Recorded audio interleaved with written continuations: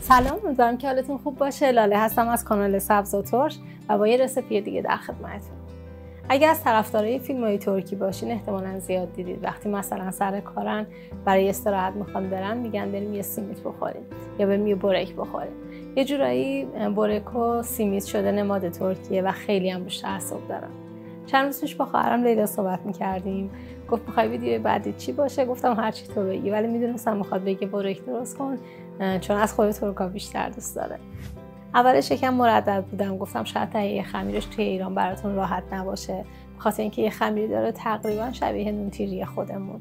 ولی بعد متوجه شدم توی ایران خمیر برک هست، منتها متفاوت از خمیری که اینجا هست. تقریبا اون چیزی که من برداشت کردم شبیه خمیر یوفکاه، ولی چیزی که هست اینه که با همون خمیرم شما میتونید طبق این رسیپی که بهتون میدم پیش برین و یه برک خیلی خوشمزه درست کنین. مخصوصا که میدونم رستوران‌های ترکی توی ایران خیلی قوی عمل نمیکنن و معمولا کسایی که میرن ناراضی برمیگردن. پس بریم با یه رسیپی اصیل ترکی یه برک پنیری خیلی خوشمزه با هم درست کنیم. اما قبلش اگر کانال رو سابسکرایب نکردین لطفاً سابسکرایب کنید، به دوستانتون معرفی کنید، لایک کنید، سیو کنید. احیانا اگر سوالی داشتین انتهای ویدیو بپرسید، با کمال میل جواب میدم. بریم ببینیم چه موادی برای این برک پنیری احتیاج داریم.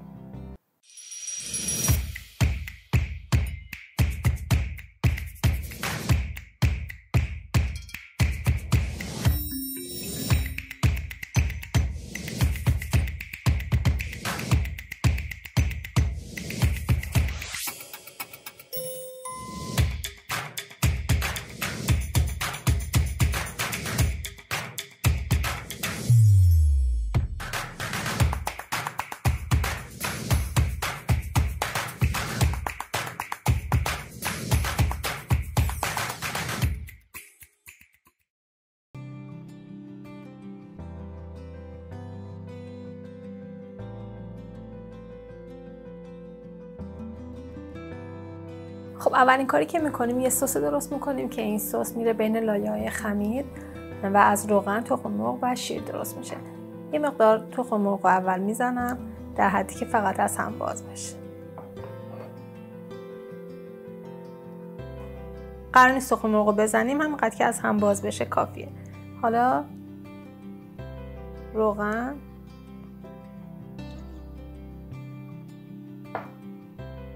شیر و یه مقدار نمک.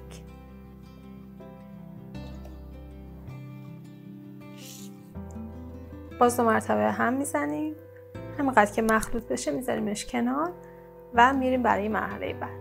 برای داخل برک معمولا از 2 مدل پنیر استفاده میشه. یه پنیرش همون موتزارلا حالا یا پنیر پیتزای خودمونه که اینجا بهش کاشار میگن، و یه مدل پنیر دارن به اسم پنیر لور که یه حالت له شده از پنیرش و کاملا بی نمکه. نمیدونم حالا تو ایران معادلش چه پنیری میشه، ولی میتونید اگر که نداشتید و در دسترس نبود یا پنیر فتا استفاده کنید یا پنیر خامه‌ای. حالا از بابت اینکه این خیلی بی نمکه شاید پنیر خامه‌ای بهتر باشه، انتخاب بهتری باشه. حالا برای اینکه کارمون راحت باشه که بعدا نخوایم دونه دونه اضافه کنیم، اینا رو با هم مخلوط میکنیم. جعفری هم سلیقه‌ایه، یه سری میزنن یه سری نمیزنن، بودنش شاید خوشمزه تر بشه.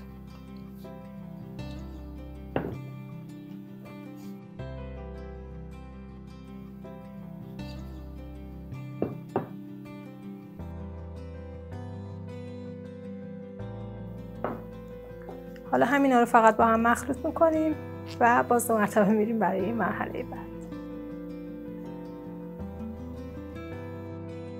خب توی این مرحله فرو روی حرارت 180 درجه سانتیگراد گرم میکنیم و میریم برای درست کردن برکمون. خمیر برک همونطور که میبینین یه حالت نونای خیلی نازکه، همونطور که گفتم مثل نون تیری خودمونه، خیلی نازکه، باید مراقب باشین پاره نشه.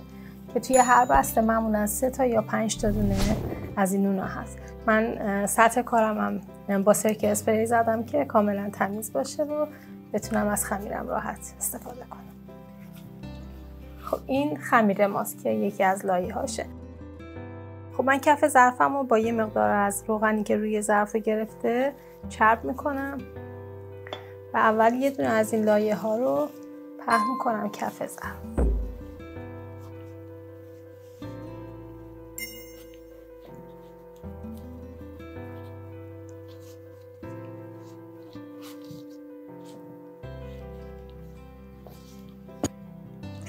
یکی دیگه شو دیگه. اینا رو میبریم هر دفعه یه تیکشو و کف اینجا خیلی نامرتب و چین چین پهن میکنیم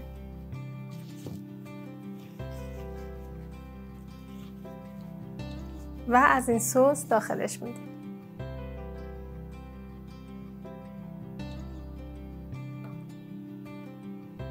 سستون رو تقسیم بکنین که کاملا بتونین هر طبقه از لایه ها رو کاملا با سس مخلوط.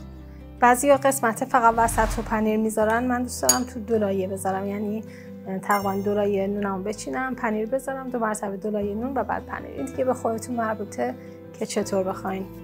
ولی من اینو نصف میکنم، نصفشو الان تو این لایه میریزم، نصف دیگه‌اش هم لایه بعدی.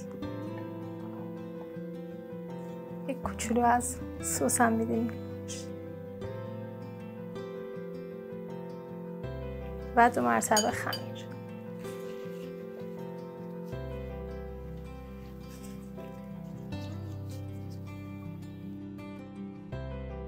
این سس و خمیر و پنیر رو دیگه بین لایه ها تقسیم میکنم. 2 مرتبه ما بقیه پنیر رو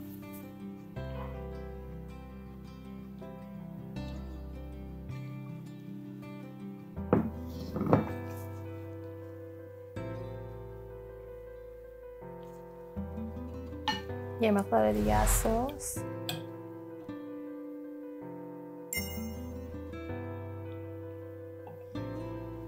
و ما بقیه خمیر رو پهن میکنیم.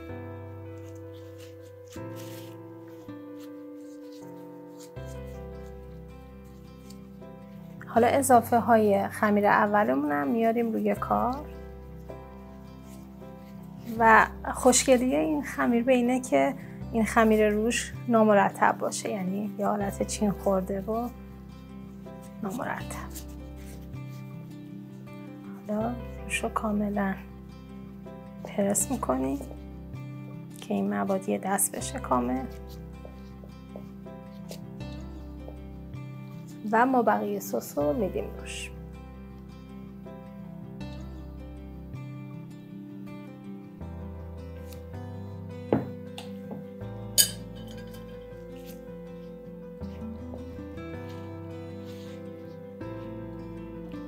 به همین راحتی.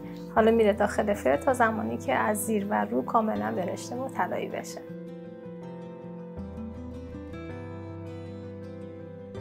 خب اینم از یه بورک خیلی خوشمزه اصیل ترکی که اگر توی کافی شاپ ها یا توی خونه ها این بورک رو بخورید دقیقاً با همین رسیپی درست میشه. امیدوارم خوشتون اومده باشه، درست کنین و در کنار خانواده از خوردنش لذت ببرین. ممنون که تا اینجای ویدیو همراهم.